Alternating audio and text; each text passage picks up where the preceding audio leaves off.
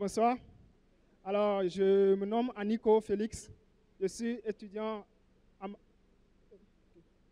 en Master 2 à l'ISCAE Casablanca. Alors, euh, j'ai, je fais la finance d'entreprise. J'ai vécu une situation. J'étais passionné par un projet qui relève du domaine informatique purement. Or, je suis à l'ISCAE, je fais de la finance et bon, je n'avais pas de compétences nécessaires pour faire ce projet. Et donc, je l'ai laissé tomber. Or, ce projet pourrait ramener beaucoup de valeur ajoutée. Donc, je l'ai laissé. 4 mois après, j'ai vu que quelqu'un qui a de la compétence nécessaire pour réaliser ce projet. Donc, c'est un décalage qui était là. Je n'avais pas pu réaliser le projet et je n'avais pas pu voir la personne qui a les compétences pour réaliser le projet. Donc, ce phénomène, tout le monde a ce phénomène. Tout le monde ici à l'ISCA a des idées, des ambitions, mais on n'a pas les compétences nécessaires pour le faire parce qu'il y a des décalages. Parce que si on a envie de faire, on ne trouve pas les ressources, c'est-à-dire ceux qui disposent des éléments de compétences pour pouvoir nous donner, nous accompagner à réaliser le projet. Donc c'est pour cela que on met en place une plateforme que nous nommons WeCreate. La plateforme, c'est d'intermédiation. Cette plateforme va rassembler ceux qui ont des compétences dans un domaine et ceux qui ont des idées, des projets à réaliser. Donc, on va le mettre en place. Les personnes qui auront des idées, ils ont envie de créer. Des gens qui ont des compétences, ils vont se raconter et ensuite, on va créer la chose. Ça, c'est du côté particulier. Pour les entreprises se développent aujourd'hui. Aujourd'hui, on n'a plus besoin de rester au sein de l'entreprise. La valeur ajoutée, c'est de sortir. Et les compétences sont plutôt à l'extérieur, dans d'autres pays. Et pour le faire, la plateforme WeCreate va servir de rapprocher les gens qui ont des compétences comme ça pour pouvoir réaliser les projets des entreprises. Il suffit juste que l'entreprise nous donne le projet et les gens qui peuvent le faire sont disponibles pour le faire. Donc ça, c'est quelque chose qui va apporter plus de valeur ajoutée à ces entreprises. Donc, selon nous, quand on dit qu'il n'y a pas de travail, c'est parce que les gens ne sont pas là au bon moment. Quelqu'un qui est dans une ville très lointaine, pour qu'elle puisse trouver un emploi, parce que bon, elle peut le faire parce qu'elle n'est pas au courant de l'offre qui est disponible. Donc, quand WeCreate sera là, il suffira juste d'aller sur la plateforme, s'inscrire et va mettre ses compétences. Et ensuite, quand l'entreprise aussi aura besoin de réaliser son projet, il va juste mettre le projet et les deux vont se raconter, le projet va se réaliser. Donc, comment est-ce qu'on va le faire? Pour créer WeCreate, on aura une équipe des ingénieurs de l'informatique, du domaine informatique. Et ces ingénieurs, ils vont essayer de faire des programmations, créer le site. Et ensuite, on aura des gens de marketing qui vont faire la promotion, la commercialisation du produit pour que tout le monde en sache. Et aussi les gens de personnel du domaine de comptabilité, finance pour gérer les commissions, les montants, tous les revenus que va générer le projet. Donc, tout ce que le projet va générer, les gens de la finance vont s'occuper de ça. Donc, tout ça, les revenus vont se baser sur des contrats signés. Donc, ces contrats signés, ça va générer des pourcentages qu'on va facturer à chaque entreprise et les personnes disposant de compétences.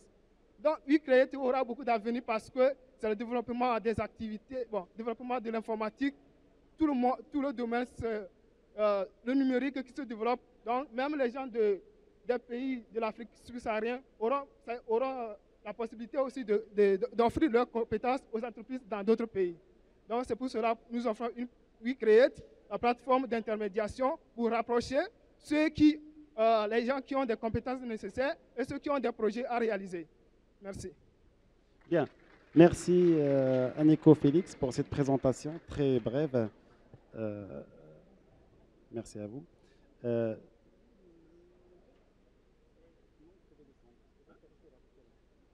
Donc, j'accueille en deuxième position Ali Bani.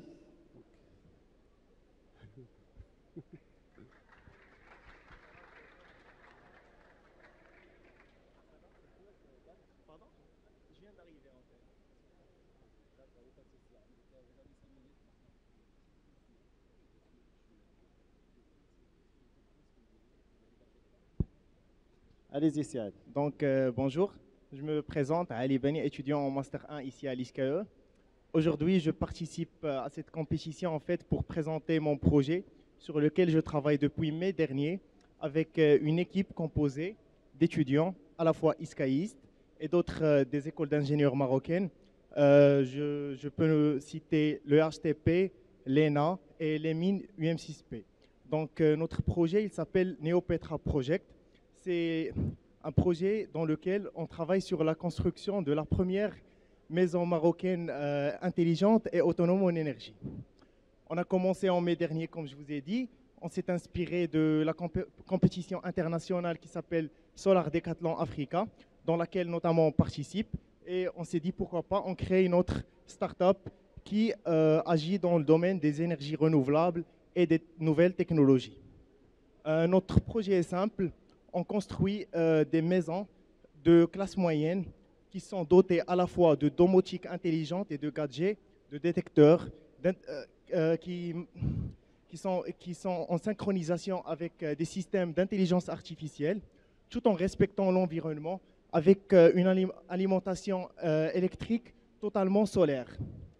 Donc, on est en phase de prototype pour l'instant. On est en train de réaliser la première maison dans un site à Bengrer, dans le parc écologique d'Irezen, l'Institut de recherche en énergie solaire et énergie nouvelle. Notre produit est caractérisé par plusieurs aspects. Il y a déjà l'aspect mobilité de la maison parce que notre proposition architecturale, c'est en fait de la construction composée. Donc, la construction se fait à part, après elle est transportable et le montage se fait sur le site dans un délai très court. On a pu calculer un délai de montage et d'équipement de la maison qui est de 6 semaines. Donc, ça serait plus ou moins une maison facile à construire, intelligente, comme j'ai dit, et qui ne consomme pas beaucoup d'énergie, en fin de compte, à la portée des Marocains, qui sera, on espère que ça serait le modèle de la maison marocaine d'ici 2050. Donc voilà pour notre organisation. On travaille dans plusieurs cellules. Il y a une cellule qui s'occupe de l'architecture, une cellule qui s'occupe des grandes œuvres, la génie civile, l'électricité et l'hydraulique de la maison. Il y a une cellule communication et marketing et une cellule IT qui traite les éléments de la domotique, comme j'ai cité, les éléments intelligents. Donc voilà, on a opté pour des solutions architecturales qui s'inspirent de l'identité marocaine et qui incluent l'aspect futuriste. Aussi pour les solutions de construction, on a choisi des matériaux qui sont amis à l'environnement et qui sont à la portée et surtout qui sont disponibles dans le marché marocain. Pour ce qui est des équipements technologiques, on est toujours dans la phase d'étude là-dessus. Il y a déjà des partenaires qui nous ont accordé leur soutien. Je peux citer Siemens, Maroc, je peux citer d'autres. On est toujours dans la phase d'étude de système qui va gérer en fait la maison une fois elle est complétée. Donc à peu près c'est ça notre projet. Je suis ouvert si vous avez des questions, des remarques ou bien des choses que je puisse éclairer. Merci beaucoup. Merci, c'est Ali.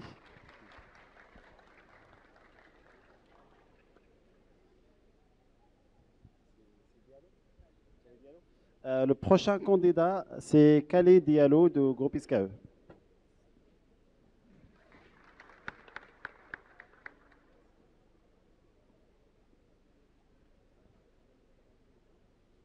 Alors, bonsoir tout le monde. Moi, je m'appelle Diallo Tcherno Mamadou Kali, étudiant en Master 1 à l'ISCAE Rabat, nationalité guinéenne, je suis en échange. Alors, moi, mon projet, ou notre projet, parce que nous sommes constitués de plusieurs étudiants d'origines diverses, guinéennes, tchadiennes et aussi marocaines. Alors, notre projet s'appelle Éco-Immobilier. Éco-Immobilier, nous nous lançons dans la construction aussi des maisons, mais cette fois-ci avec des nouvelles initiatives, de nouveaux facteurs qui entrent en intégration de la protection de l'environnement et surtout de la baisse des coûts de production de la maison. Alors, nous, on s'est inspiré du modèle qui existe déjà en Afrique subsaharienne de nos origines. Et l'idée consiste justement à protéger l'environnement d'un côté et offrir la possibilité aux gens qui ont des revenus très très faibles à pouvoir avoir eux-mêmes leur maison. Et nous sommes tous conscients du danger du plastique qu'il y a dans cette planète actuellement. Alors l'idée consiste justement à prendre des bouteilles vides de ce genre. Alors vous serez d'accord avec moi que cela fait l'épaisseur d'une brique. Alors on prend des bouteilles comme ça, vides, on les remplit de sable et à travers ça on les assemble et c'est ce qui représentera nos briques et on construit une maison. Alors ça consiste à réduire le nombre de bouteilles vides qui polluent l'environnement actuellement et aussi de réduire les coûts des matériaux qui entrent dans la ligne de construction des maisons. C'est cela l'idée. Donc nous partons dans une protection à la fois écologique, on réduit les plastiques dans le monde et on utilise des matériaux qui sont à faible coût puisque les bouteilles vides qui sont dans les déchets, on les achète pas, on les recycle. On les prend dans les déchets. Par exemple, nous, dans nos pays, il y a des bouteilles partout. C'est pollué, donc on les ramasse. On les exporte à travers les entreprises même qui pourraient les recycler. Donc, c'est cela l'idée. On les prend, on construit des maisons. Donc, éco-immobilier, c'est une maison qui est à la fois écologique et économique. Donc, dans le sens d'une maison écologique, on comprend aussi le facteur qui prend en compte les énergies. Donc la maison, elle sera elle aussi alimentée par sa propre énergie, l'énergie solaire. Donc nous n'allons pas mettre une énergie éolienne ou autre énergie renouvelable. Nous allons juste mettre des panneaux solaires à faible coût qui existent déjà sur le marché chinois dont on peut acquérir. Donc on prend les panneaux solaires, on installe sur la maison. Donc la maison se fournit en elle-même en électricité, donc elle est autonome aussi. Donc éco-immobilier, c'est une maison à la fois écologique qui entre en protection de l'environnement, qui est économique, qui permet aux personnes les plus démunies d'avoir leur propre maison à eux ou de reconstruire leur maison, et à la fois aussi autonome parce qu'elle disposera de ses propres panneaux solaires pour alimenter en maison. Alors nous, on s'est dit que nous sommes des jeunes qui sont conscients de l'avenir de cette planète, de l'avenir environnemental de cette planète et aussi écologique, et nous sommes aussi conscients de fait que l'Afrique est un continent qui est pauvre et que seules les personnes qui disposent de forts moyens ou de gros moyens peuvent s'acquérir des maisons. C'est le cas par exemple au Maroc. Ici, les maisons, l'immobilier, ce n'est pas donné à n'importe qui. La plupart des gens sont en location. Donc nous offrons justement la possibilité à tout un chacun d'avoir cette possibilité-là d'être propriétaire de chez soi. Et l'idée ne s'arrêtera pas justement au Maroc. Nous comptons avoir une expansion dans les autres pays, l'Afrique subsaharienne, l'Afrique maghrébienne et encore plus au sud. Parce que vous allez comprendre que de l'autre côté, au Maroc, peut-être que ça va, mais de l'autre côté du continent, ce n'est pas vraiment ça. Donc, c'est cela notre projet. Nous vous remercions et j'espère que vous allez tous contribuer à la réalisation de cela. Merci. Merci, Kali, pour cette présentation. Je demande maintenant à notre invité de l'ESCG Tanger. Vous voulez passer à la dernière? D'accord, très bien. Donc, dans ce cas, je demande à M. Bekinga de passer. Il y aura une nouveauté parce qu'ils vont faire les deux dernières présentations sont sous forme de PowerPoint. Donc, mais à condition que ça ne dépasse pas, bien évidemment, les 5 minutes. OK, merci.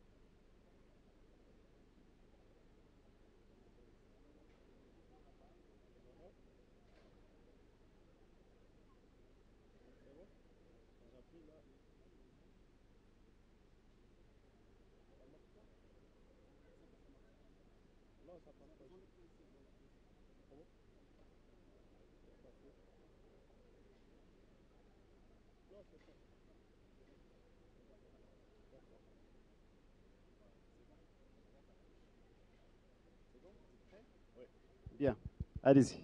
Alors bonjour tout le monde, j'espère que vous vous portez bien. Je suis Abdul Bikenga, étudiant en M1 à l'ISCAE, passionné d'art, de littérature et de cuisine. Aujourd'hui, je vais vous parler d'un projet qui me tient à cœur. Tout d'abord, je vais commencer par vous montrer un peu cette image de Paul Gauguin. C'est un peu de l'art que je vais vous parler. Et si cette image vous plaît, vous pourrez vous la procurer environ à 300 millions de dollars. Ensuite, je vais vous parler d'un thème qui est assez important de nos jours, à savoir la digitalisation. La digitalisation, comme vous le savez, aujourd'hui, le monde est devenu de plus en plus digitalisé et de moins en moins physique. Et effectivement, lorsqu'on essaie d'allier les deux termes que nous venons de voir, à savoir l'art et le digital, nous avons bien sûr ce qu'on appelle l'art digital et ce que j'appelle l'art du futur. C'est essentiellement dans ce cadre que s'inscrit mon projet, qui se nomme Draw, qui veut dire dessiner en anglais. Et Draw, c'est quoi? Draw, en fait, c'est une plateforme qui permet aux gens de commander des portraits, des œuvres artistiques, mais cette fois-ci numériques. Ça veut dire qu'il n'y aura pas, au fait, l'effet d'œuvre en papier, en carton, etc. Cette fois-ci, on va essayer de numériser, au fait, l'art.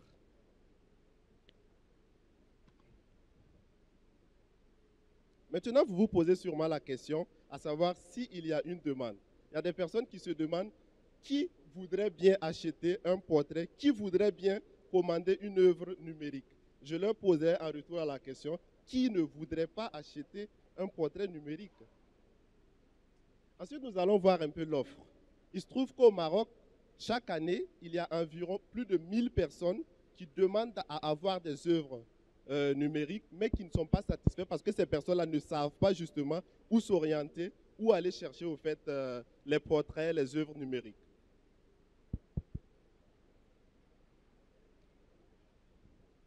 Je vous laisse avec un exemple de portrait de Barack Obama.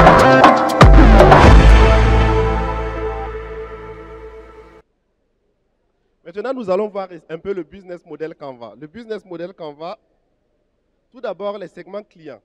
Nous allons essayer de toucher les personnes qui sont intéressées par l'art, qui sont âgées de plus de 14 ans, et aussi les agences de communication. Il se trouve qu'il y a des agences de communication qui sont intéressées par le fait de procurer des images numériques, des portraits numériques, des œuvres d'art numériques, mais ces agences-là n'ont pas de personnel toujours orienté, toujours qualifié pour faire ce travail. Ensuite, nous allons voir les canaux, les relations clients. Les relations clients, on va essayer de fidéliser la clientèle, c'est-à-dire proposer une offre spécifique. Ça veut dire que le client sera capable de choisir les couleurs qu'il veut, de choisir la façon qu'il veut que le portrait soit, afin que la satisfaction soit maximale. Ensuite, nous allons voir un peu les canaux de distribution. Étant donné que nous parlons là d'images numériques, étant donné que nous parlons de fichiers numériques, c'est très facile de pouvoir livrer ces fichiers-là parce que de nos jours, à travers les réseaux sociaux, c'est très facile d'envoyer un fichier d'une personne à une autre. Et aussi, on peut aussi utiliser la messagerie Gmail, ainsi de suite. Et aussi les services de livraison.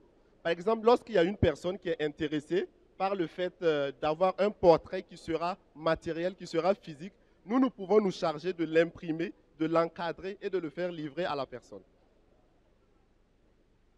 Maintenant, la proposition de valeur. Qu'est-ce que nous proposons? Nous proposons déjà des portraits qui seront personnalisés, des œuvres d'art qui auront un design différent et aussi un prix inférieur. Parce que lorsque vous prenez les tableaux, les œuvres d'art classiques, c'est des montants qui peuvent aller jusqu'à 50 000 dirhams, 60 000 dirhams.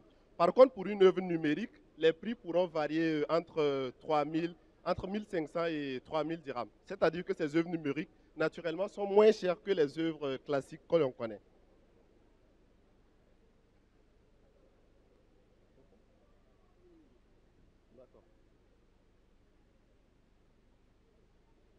Maintenant, les ressources clés, on aura besoin justement d'artistes. Déjà, on est déjà 3 pour le projet, 3 personnes qui s'y connaissent en œuvre graphique. Bon, je vais essayer de passer un peu rapidement parce qu'il ne me reste plus beaucoup de temps. Nos partenaires clés, c'est les libraires, parce que les libraires vont essayer de nous fournir le matériel pour les personnes qui sont intéressées par tout ce qui est physique, le papier, un peu ainsi de suite. les agences de communication, comme je le disais tout à l'heure, ceux qui sont intéressés justement par les portraits, et les services de livraison. Étant donné que nous n'avons pas les moyens de livrer les matériels nous-mêmes, on va essayer de faire des partenariats avec des personnes qui le livrent. Maintenant, les coûts fixes. Les coûts fixes s'élèvent environ à 55 000 dirhams. Là, je ne vous parle pas de projet qui va nécessiter des millions de dirhams. Je parle justement de 55 000 dirhams qui va juste servir à acheter des ordinateurs, des tablettes de dessin, et des appareils photo et aussi le logiciel, tout ce qui est logiciel. Concernant les coûts variables, c'est les frais du personnel. Les frais du personnel, les personnes qui vont réaliser ces portraits vont toucher 70% du montant de la vente. Voilà, maintenant je parlais des sources de revenus. Naturellement, c'est les ventes de produits d'art.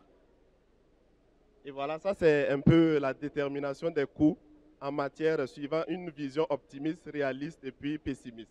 Vous pouvez voir que le plus optimiste c'est environ 135 000 dirhams et le pessimiste c'est environ 12 000 dirhams, ce qui montre un peu la flexibilité du projet.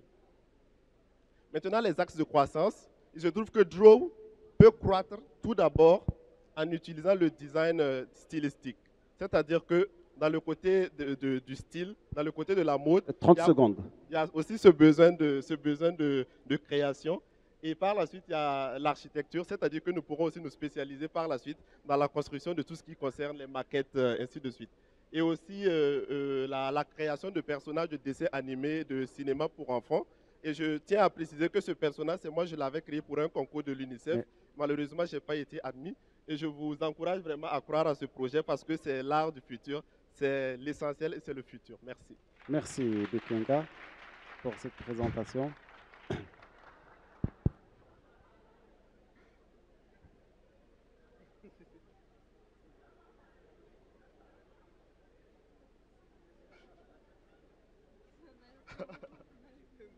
Elle essaie de racheter le jury. Bon. Bien, très bien. Pour conclure, je vais accueillir Marwa Rachid qui vient de Tanger. J'espère que vous avez pris le TGV. Oui? Ah bah, très bien, parfait. Et vous allez être aussi vite que le TGV pour votre présentation.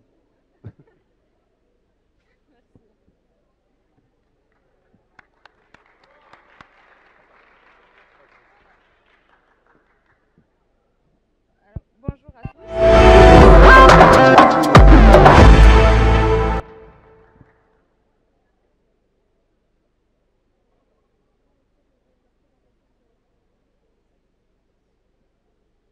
J'attends la présentation. Donc, bonjour à tous. Pourquoi les produits du terroir doivent-ils rester informels et inaccessibles? Alors, nous n'aurons pas l'occasion de demander à un proche qui part en voyage de nous ramener un produit authentique de ce pays. Qui nous ramène un produit authentique de ces pays-là, que ce soit de la harissa de la Tunisie ou alors du beurre du karité du Sénégal, où on se sent juste nostalgique de ce dernier café qu'on a goûté, où on se sent juste nostalgique de ce bon café qu'on a dégusté lors de notre dernier voyage chez une amie, et ça reste pour nous un rêve qui n'est pas accessible. Donc pour cela, le terroir africain vous permet d'avoir à votre disposition tout cela en un clic.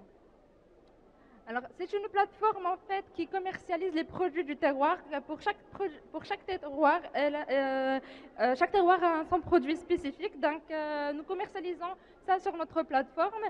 Elle regroupe tous les pays du continent africain. Elle permet aussi de découvrir la richesse du terroir, de chaque terroir de ce continent-là. Et c'est des produits qui sont spécifiques parce que nous travaillons qu'avec des coopératives, donc on se rassure de l'authenticité de chaque produit que nous présentons sur notre plateforme.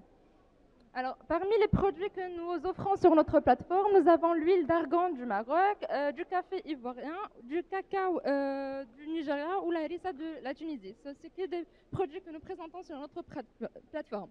Pour les objectifs, alors notre objectif à long terme est en fait de s'internationaliser et d'élargir notre marché, c'est-à-dire ne pas se contenter juste de commercialiser nos produits sur le continent africain, mais également sur d'autres continents, à savoir européens ou asiatiques ou américains.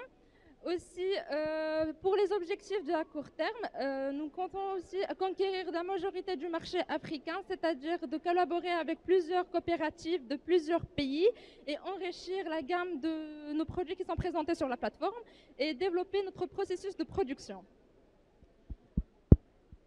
pour nos valeurs et RCE, je vais essayer de faire court en faute de temps pour avoir juste une idée générale de notre produit et de notre plateforme, de notre projet en fait.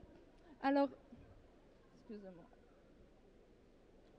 Alors pour nos valeurs, en fait, nos activités, comme je viens de citer, nous travaillons qu'avec des coopératives africaines. Donc une version de nos bénéfices, elle est versée à ces coopératives-là. C'est en guise d'activités génératrices de revenus, c'est-à-dire ces bénéfices-là vont leur permettre d'améliorer leur processus de production et améliorer la qualité de produit. À savoir que parmi les conditions pour contracter avec ces coopératives, ils doivent adopter un processus de fabrication qui est respectable de l'environnement. Nous avons comme action à chaque achat, et $1 est versé à des associations qui luttent contre la famine des enfants du pays africain. Donc, en achetant un produit, vous offrez $1 à ces associations-là. Et c'est une action qui nous tient vraiment à cœur. Et c'est pour cela que nous avons essayé de faire savoir cette action-là à tous nos clients et à tous nos collaborateurs à travers notre slogan qui est « Consommer en offrant à manger ». Alors, lors de notre étude de cas, notre étude de marché, étude de projet, nous avons constaté que notre cible avait des problèmes comme la difficulté de se procurer ces produits-là qui sont authentiques, ou alors un assortiment était très très réduit, donc ils ne pouvaient pas se procurer d'autres produits qui sont d'autres continents. Et le délai était généralement très très long ou très très court, parce que notamment nos clients ne sont pas que des particuliers, mais aussi des professionnels à qui nous offrons que ce soit des fleurs, des orangers pour leurs produits qu'ils créent. Donc, c'est des clients B2B et en B2C. Alors, pour nos produits et nos services, alors, nous avons un site web et une plateforme qui est très très facile à consulter et très accessible. Nous avons également un assortiment très très large. Nous offrons plusieurs produits de plusieurs continents. Et nous avons également une livraison qui est très très rapide et qui est accessible à tous les pays de l'Afrique. Et le paiement se fait facilement et avec différents modes, que ce soit paiement en ligne ou à la livraison.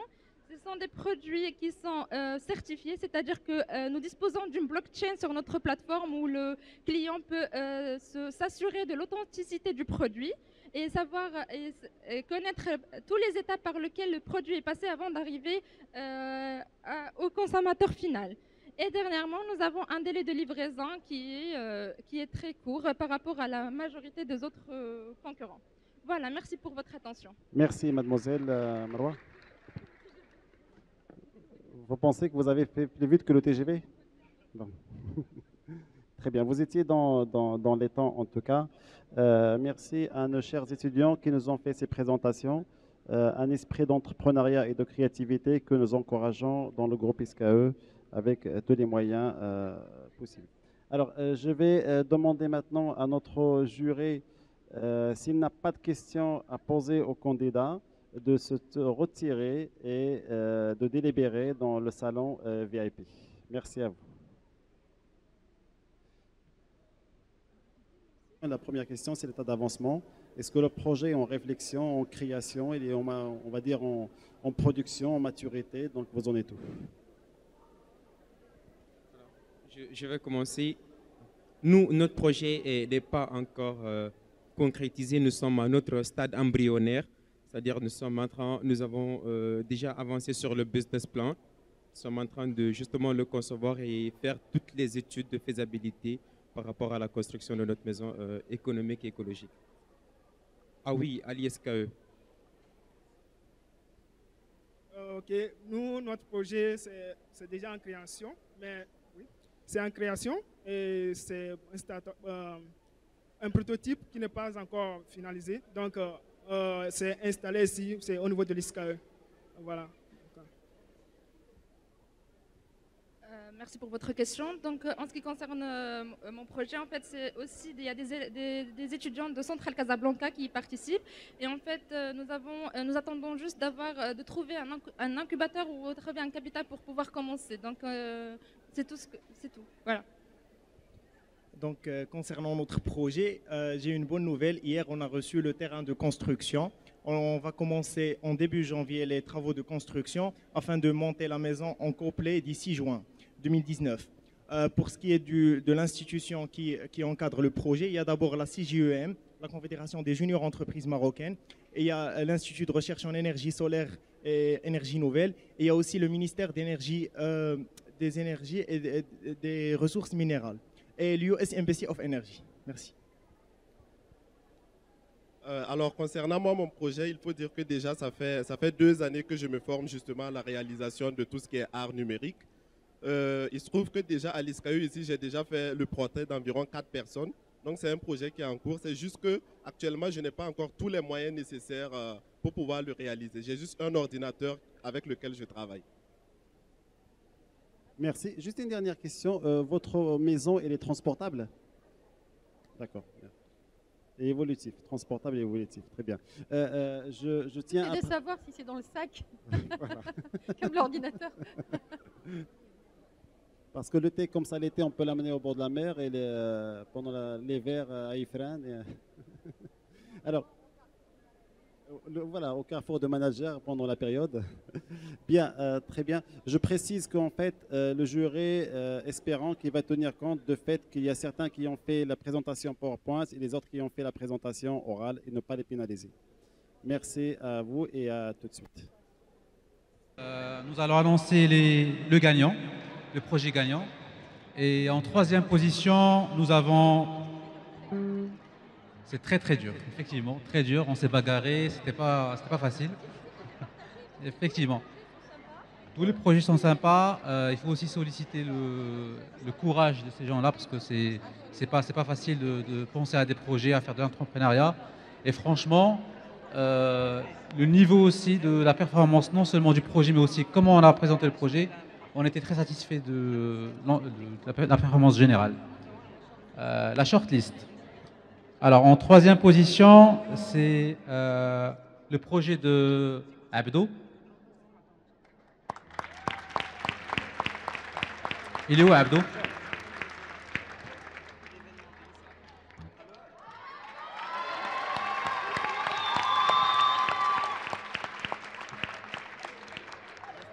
Reste avec nous.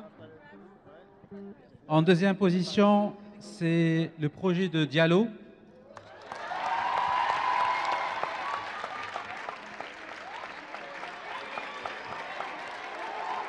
Ah, on peut jauger la popularité là. Hein. Alors le gagnant, c'est le projet, c'est Ali Bani.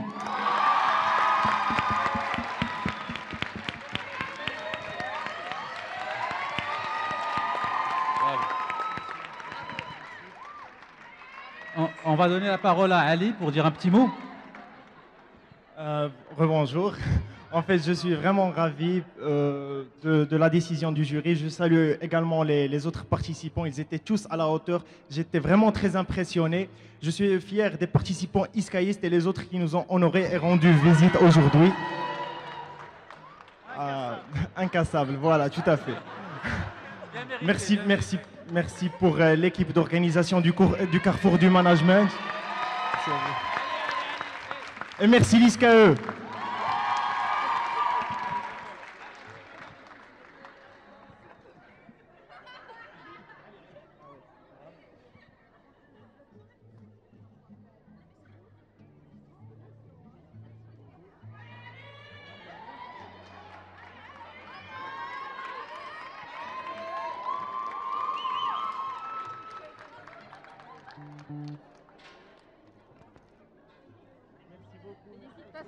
Ça tient pas, il faut le tenir comme ça.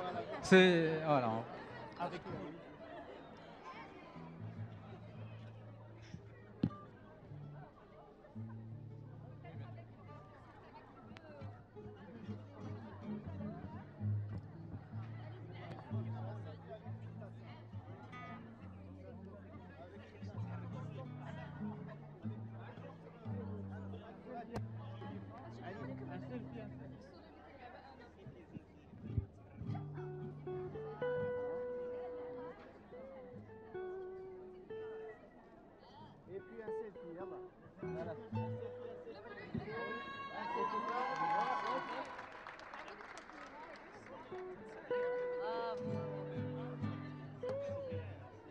Bravo. Merci. Merci à tout le monde. Je donne le micro à Madame Biaz pour voilà, donc dire un mot de clôture. Ben, je félicite d'abord les organisateurs. Je remercie très chaleureusement professeur Mchrouh pour l'effort et l'énergie qu'il a mis pour l'organisation de cet événement. Bien sûr, les représentants de la Chambre française de commerce, M. Bennis, M. Lechèche, qui n'ont pas ménagé leurs efforts et avec lesquels c'est toujours un très très grand plaisir de travailler. Je remercie les directeurs d'instituts et les professeurs qui sont venus soutenir cet événement, les étudiants organisateurs, les entreprises, les sponsors, et puis toutes les personnes de l'administration, des équipes support et communication qui ont aidé et contribué à la réussite de ce bel événement qui est un rendez-vous annuel. Et puis je vous souhaite bonne continuation et bravo aux gagnants du trophée et j'espère que vous aurez l'occasion de concrétiser vos projets. Hein? Bonne continuation, bravo. Je tiens à remercier vraiment toutes les entreprises ici présentes, sponsors officiels, sponsors Gold et toutes les autres entreprises. Je remercie beaucoup, chers professeurs qui sont parmi nous ici, qui nous ont soutenus. Je remercie toute la direction, M. Tariq Marki, professeur, donc Madame Bouamri, et je remercie encore plus, mais je pense que je ne remercierai jamais assez, les étudiants qui ont travaillé pour cette édition.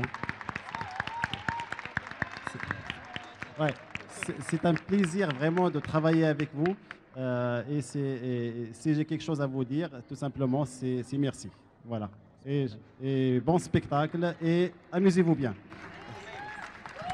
Merci beaucoup.